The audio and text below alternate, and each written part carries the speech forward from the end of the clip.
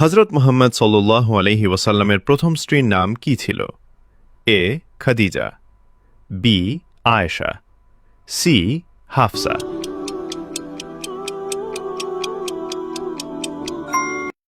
উত্তর এ. খাদিজা রাদিয়াল্লাহু আনহা। প্রশ্ন 2। হযরত মুহাম্মদ সাল্লাল্লাহু আলাইহি ওয়াসাল্লামের কয়টি কন্যা ছিল?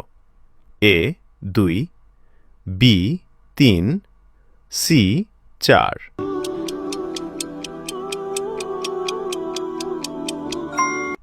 উত্তর সি. 4 জন। প্রশ্ন 3। হযরত মুহাম্মদ সাল্লাল্লাহু আলাইহি ওয়াসাল্লাম কোন মসজিদে সমাধি আছেন? এ. মসজিদুল হারাম, বি.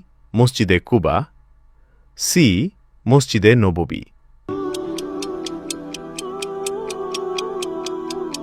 উত্তর সি. মসজিদে নববী। প্রশ্ন 4। মানবজাতির প্রথম নবী কে ছিলেন? এ. আদম আলাইহি ওয়াসাল্লাম, বি. নূহ আলাইহি ওয়াসাল্লাম, সি. ইব্রাহিম আলাইহিস সালাম।